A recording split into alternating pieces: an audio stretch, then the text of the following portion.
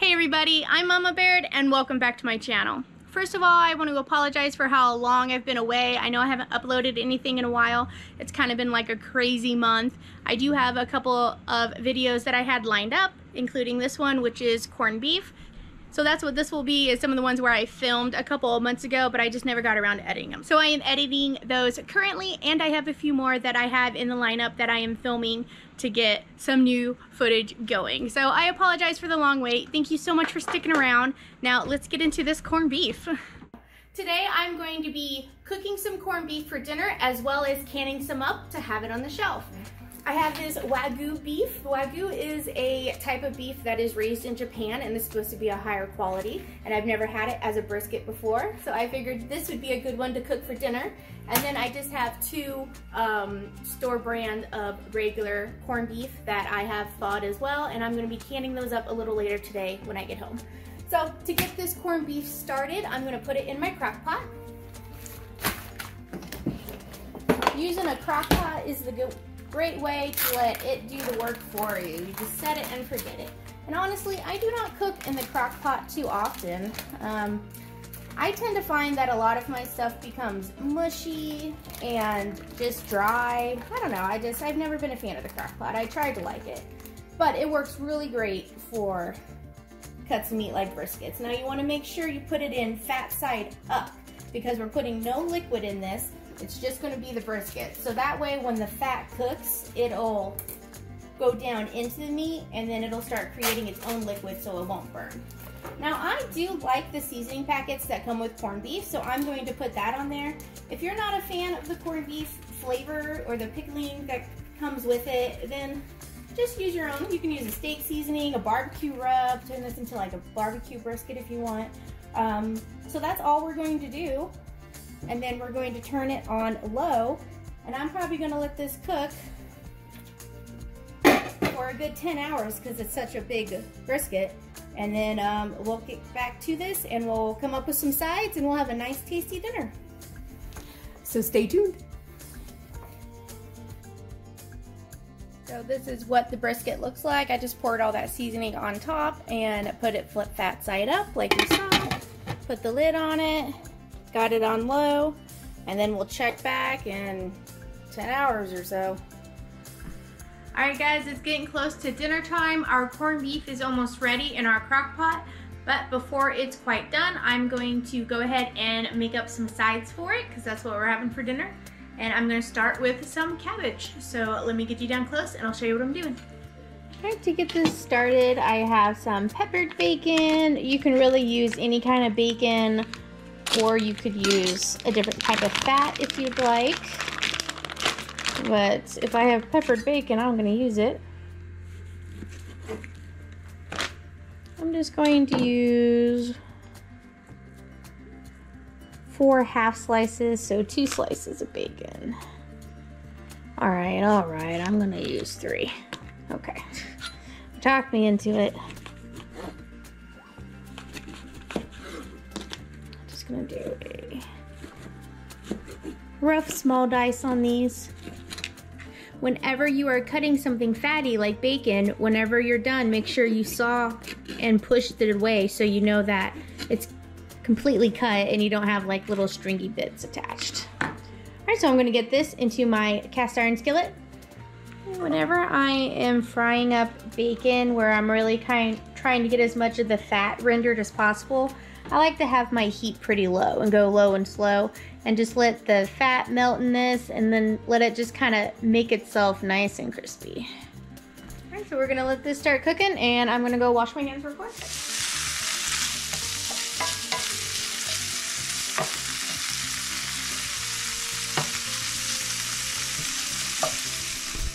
Alright, so while that bacon's rendering, I'm going to cut up 1 head of cabbage. Just kind of cut the root out.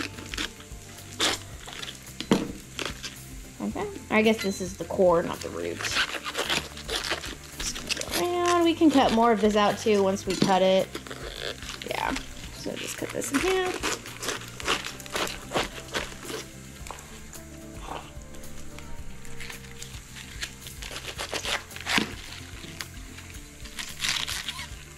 Just this hard part right here is the core. That's what you want to cut out. And I'm just going to large dice this. Cabbage is one of those that shrinks a lot when you cook it. While I'm dicing that, I'm gonna add some leftover onion I have to the pan and this cabbage. Make sure my heat's nice and low.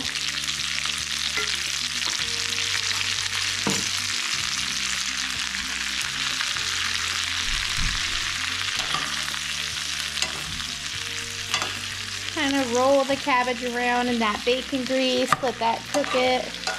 Put some of the bacon on top.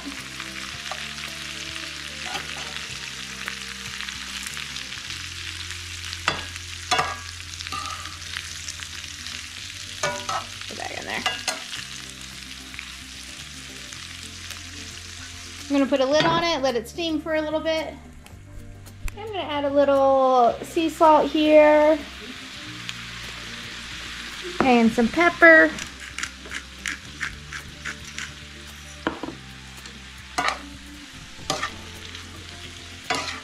Gonna turn my heat up just a little bit. And guys, it's been pretty close to 10 hours. Let's crack this open.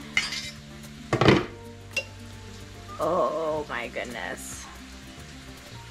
See how pork tender that is already?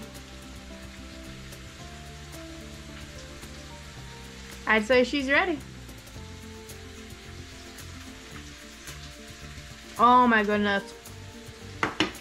Alright, so let's turn that off. Eat a couple more pieces. I'm probably gonna scrape a lot of this mustard off and put it in the juices down there. Alright, so we're just gonna let that sit for a little bit, cool down. You can hear it crisping up now. You see how this is turning like a bright green? That's what we're looking for.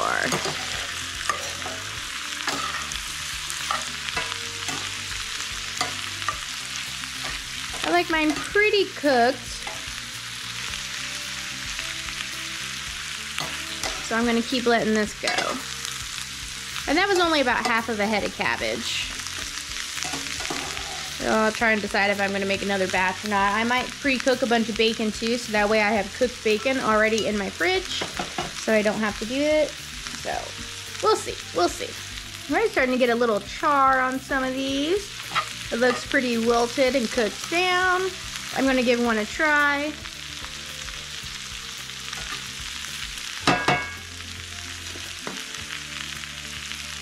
Pretty good. I'm going to add a smidgen of more salt and pepper.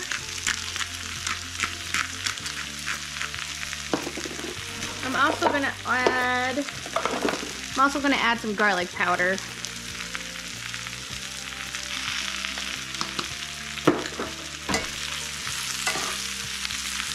Turn off my heat. Pretty good.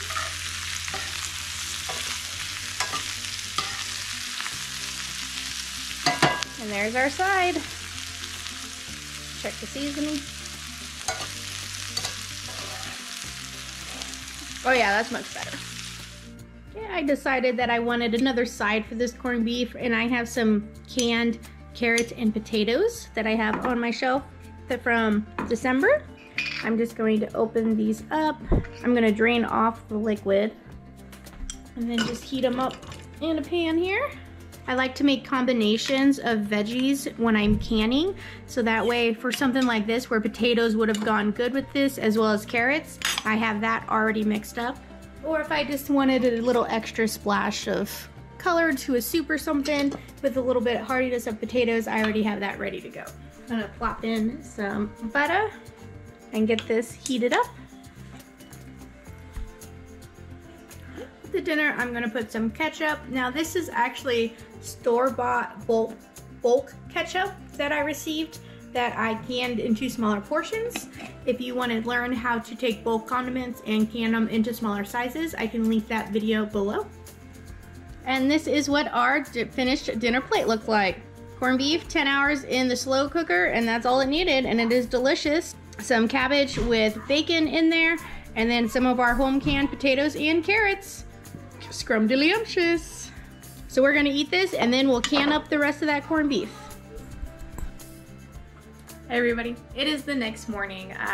We had that delicious corned beef dinner, and honestly, I vegged out after that and we watched some more Ozark and just kind of chilled, and I was like, I'll do the canning in the morning. So this morning we are going to be canning up the corned beef. I did pull another one out, so I have 2 that I'm going to turn into corned beef hash and 1 that I'm going to can up raw. And then we can kind of see the difference and see what we like more. I got the windows open, so if you hear the children screaming, just ignore them. I know I do. So let's get over here and I'll show you what I'm doing.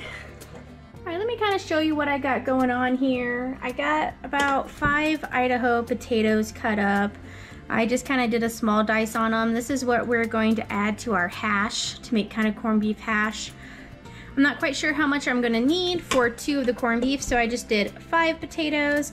I have them soaking in some cold water, just having them ready, getting some of that starch out, and then keeping them from oxidizing, which is just turning brown. So, got that right there. We'll mix it to our meat and we'll see what it looks like. We'll see if we'll use all of those. So with these 2 corned beef, I boiled these for an hour in a stock pot with their packet of seasoning. And I just did that to kind of get some of the shrinkage of it already pre-shrunk, so it's not gonna be as small in the jar. And then I'm also gonna cook and cut off some of that fat. So that's the reason I did that, but this is still completely raw. You don't want to be like munching on this or anything. And we're gonna add this to my Vitamix. Now I've seen this done in a food processor. I'm assuming I can also do it in my Vitamix. I haven't tried yet.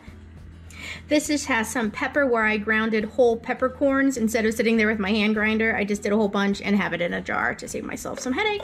And I figured there's no need to wash it just to do the corned beef. So all I'm gonna do with this corned beef, now I don't know if I'm gonna need to add like any water to this to get it to blend up.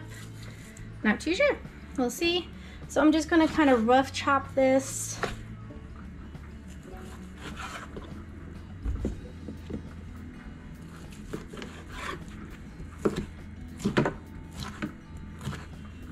Put it into my blender here.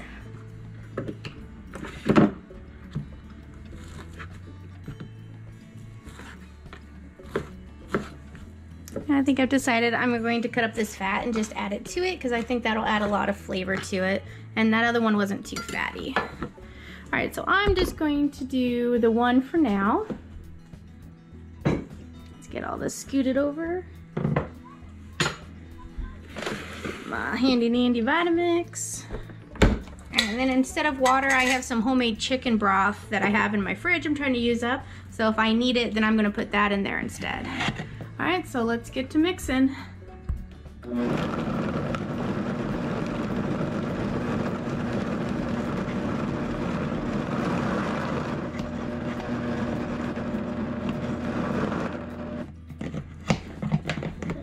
Mix it around a bit. Okay, after all that blending, this is the 2 corned beef briskets. That made quite a bit, you guys. More than I was expecting. And then our potatoes, so I'm gonna get these drained and get them in there.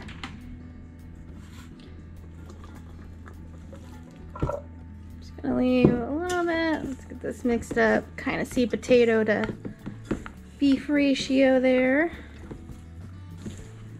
I think that looks pretty good. So I'm not gonna add the rest of these. I will save these for something else. And then we'll get these in our pint jars. So for this one, it's a raw pack, so I'm using cold jars, cold meat, cold water, cold canner. So as long as everything is the same temperature is what you want to start. And I'm packing this pretty far down and going to a 1-inch headspace. No liquid or salt or anything added to this. I am just going to do them like that. I was able to get 7 pints of the corned beef hash, and it looks like a pretty good ratio. Like it just showed, you smash them down. But I want to get this raw corned beef cut up first. That way we can do the vinegar wipe, the lids, and the rings all at the same time. So let's go do that raw one, and then we'll continue with this one. So this one already had the seasoning pack mixed in it, so it marinated in it, which is pretty cool. Did not notice that until just now. Guess I could have picked a bigger cutting board. But all we're gonna do is just kind of cut this into 1-inch cubes like that and get those in our jars. This one is also very lean, does not have much fat on it, so we're not gonna worry about trimming off any kind of fat.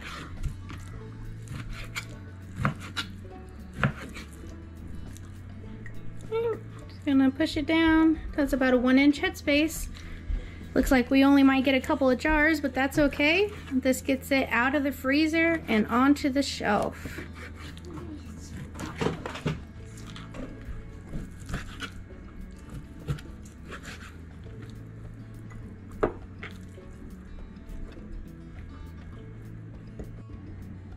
We were able to get 3 pints out of that one corned beef, the raw one.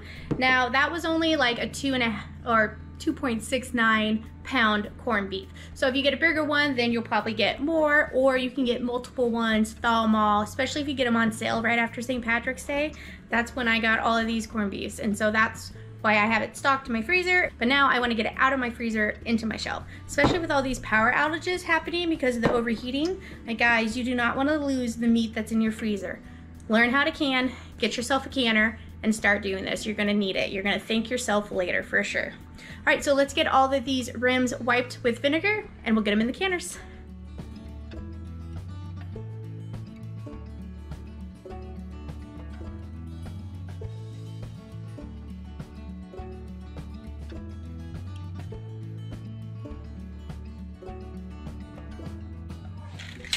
Okay, now that the rims are wiped, you're just gonna put lids on there. I am a lid reuser, so I just check to make sure that the seal's good, there's no rust going, there's no big dents or anything. As long as that's good, I reuse my lids. Now, if you don't feel comfortable doing that, then open a new packet of lids and put some new lids on there, whatever you're comfortable with. Then the rings, you're just gonna put them on till they're fingertip tight. And that's it. So guys, a little pro tip. I only had 2 corned beef for this canner. The rest of it would have been empty, and you don't ever want to run an empty canner. And beans go for the same amount as meat does. So I'm gonna do a couple of pints of red beans. Now I did 1/4 cup in here. This is the dry method, or the no soak method, dry beans.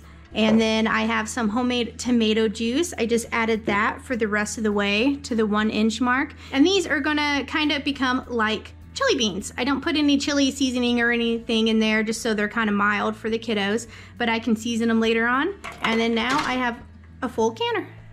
So I'm gonna go ahead and turn on my heat now. I did not have it on this whole time because, like I said, we're doing the raw pack, so cold jars, cold meat, cold canner, cold water, cold stove.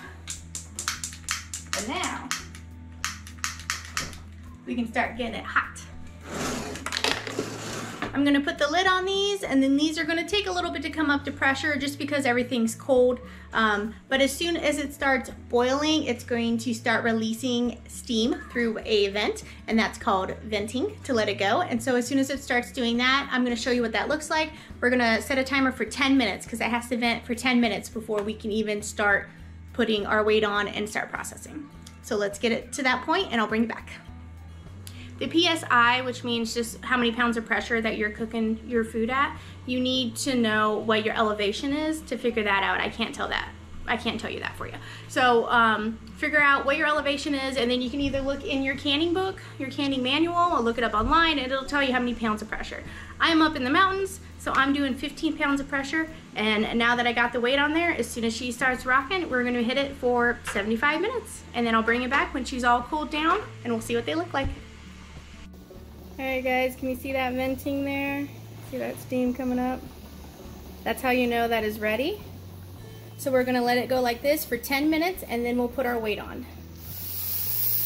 All right guys, our timer just went off, so all you do is just take the weight and slide it right over. Take the weight, slide it on, and then as soon as that starts rocking, it'll come up to pressure. 15 pounds is what I need for my area. That's when we start our timer. All right, she's starting to rock. That's how you know when you have a canner without a gauge. That's how you know she's up to pressure. So she's rocking pretty good. So what I'm going to do is just turn it down just a smidgen to like 7, because you only want it to rock like jiggle, jiggle, jiggle, jiggle, that kind of thing. So you gotta kind of watch them. This one is almost there. It's up to 11 pounds, so this will be at a different timer, so that's okay. All right, we're gonna set our timer. So 1 hour and 15 minutes, 75 minutes. And that's gonna be for this one. All right, I just got these out of the canner. I had to leave for a couple of hours, so I just turned them off and let them cool in the canner while I was gone. Came home, and this is what they look like. So this was the raw pack corned beef. Look at all that juice it created. Came down a little bit too. I might have been able to get just 2 instead of the 3, but I don't think that's too bad. And then I think that corned beef looks pretty great, that corned beef hash. What do you guys think? It's pretty legit. Does that look like the canned stuff? And then our beans. So this is red beans with tomato juice. Not technically supposed to tip them until they're cooled all the way, but these will be nice for a chili. Maybe to make some baked beans, something like that. And I had the extra space in my canner, so might as well can something up if you're already doing it. So I'm gonna let these sit, and then I'm going to wash them, label them, and put them on my shelf. Like I said, it's been a couple of weeks, a month since I filmed that, and just wanted to show you what they look like on the shelf. This is the regular corned beef, just the raw one that we can. So that's how much juice it produces, just like that. And then this is our hash that we made. So as you can see, not nearly as much fat. That's why I like to pre-cook it like I did. And I gotta tell you, I did try this and it is delicious. It tastes just like the canned stuff, if not better.